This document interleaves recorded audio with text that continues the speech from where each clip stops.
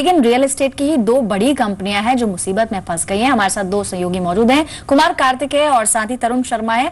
मुंबई के दो डेवलपर्स हैं जिनके लिए कुछ मुश्किलें हैं। ओबरॉय रियल्टी विवाद में फंसी है और मुद्दा यह है कि शायद एग्रीमेंट से कम एरिया बेचने का उस पर आरोप लगा है। कुमार, पहले आपके पास ही आना चाहेंगे, एग्जैक्टली ये मसला क्या है और ये किस जांच के आधार पर ये तथ्य सामने आए हैं?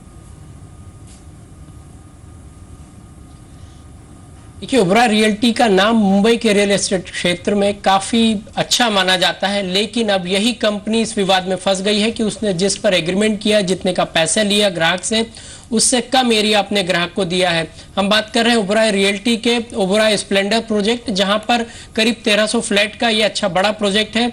यहाँ पर महाराष्ट्र सरकार के नापतोल विभाग ने एक जांच की है फ्लैट की। उसमें पाया गया है कि इस फ्लैट में करीब 34 स्क्वायर फीट जगह कम दी गई है फ्लैट ओनर को, जबकि एग्रीमेंट में काफी ज्यादा वैल्यू थी।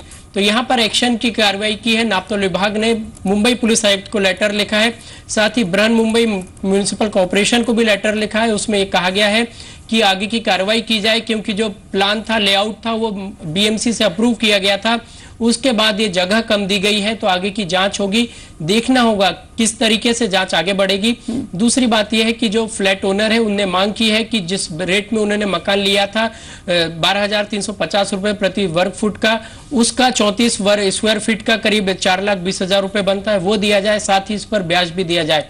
यदि दूसरे फ्लैट ओनर भी यही रास्ता अपनाते हैं, नाप करवाते हैं नापतोल विभाग से, तो निश्चित रूप से काफी बड़ा अमाउंट ओबरॉय ग्रुप को यहाँ पे करना पड़ेगा। जी तो यानी कि पूरी जांच अब आगे बढ़ेगी और जो डिफरेंस होगा वो शायद पेमेंट करना पड़े कंपनी के लिए काफी अहम है। कितने लोग इससे इफेक्ट होंगे और इनफैक्ट देखा जाए तो क्या ये एक एग्जाम्पल बन सकता है बाकी डेवलपर्स के लिए? कुमार,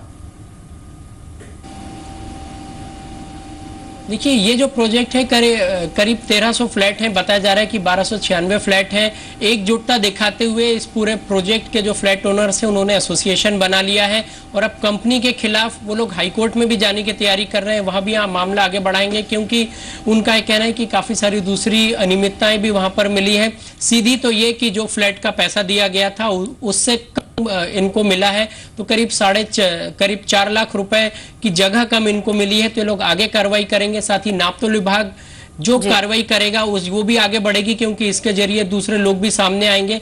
तो रियल एस्टेट क्षेत्र के लिए काफी बड़ी ट्रांसपेरेंसी वाला कदम है। तो नापतोल विभाग ने अच्छा कदम उठाया है। इसका एक अच्छा फल जो है वो ग्राहकों के लिए आगे एक अच्छा एग्जाम्पल बन सकता है ऐसे ही कई और डेवलपर्स के लिए। आप बने रहे हमारे साथ। लेकिन साथ ही लोधा डेवलपर्स एक और बड़ा डेवलपर है जिसके सामने मुश्किलें आ गई हैं। इनफैक्ट ईडी के चंगुल में कैसे फंसा लोधा डेवलपर्स, बताने के लिए हमारे साथ तरुण मौजूद है। तरुण, ये पूरा मामला क्या है? बिल्कुल पल्लवी, बताना चाहूंगा कि मुंबई के दूसरे बड़े डेवलपर जो लोधा डेवलपर्स हैं वो ईडी के चंगुल में फंस गए हैं। ईडी ने उनके खिलाफ एक शोकॉज नोटिस जारी किया था। उसमें साफ तौर से पूछा था कि जो विदेशी कंपनियों ने लोधा डेवलपर्स और लोधा डेवलपर की सिस्टर कंसर्न कंपनीज में निवेश किया, उसकी पूरी जानकारी उनसे मांगी थी, लेकिन उन्होंने जानकारी ना देते हुए सिर्फ एक समरी इन्फोर्समेंट डायरेक्टरेट को भिजवाई है, जिससे इन्फोर्समेंट डायरेक्टरेट बिल्कुल भी खुश नहीं है। उन्होंने ईडी ने लोधा डेवलपर्स को 2 हफ्ते का समय दिया है कि वो अपना रिप्लाई वापस सबमिट करें और जो सवाल थे उनको प्रॉपर एक पूरी जानकारी इन्फोर्समेंट डायरेक्टरेट को दें।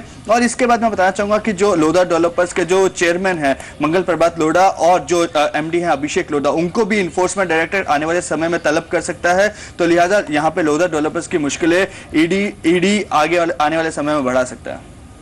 जी, इनफैक्ट काफी अहम अपडेट है ये भी। और साथ ही शुक्रिया कुमार बताने के लिए। ओबरॉय रियल्टी के संदर्भ में बड़ी खबर, ओबरॉय रियल्टी के स्टॉक पर भी इसका रिएक्शन साफ देखा जा रहा है, लगभग 5 रुपए नीचे। ओबरॉय रियल्टी लगभग 293 के लेवल्स पर। शुक्रिया तरुण बताने के लिए अहम अपडेट लोधा डेवलपर्स। तो ये दो बड़े डेवलपर्स जिनके लिए मुश्किलें हो सकती हैं, लेकिन कुछ और स्टॉक्स हैं।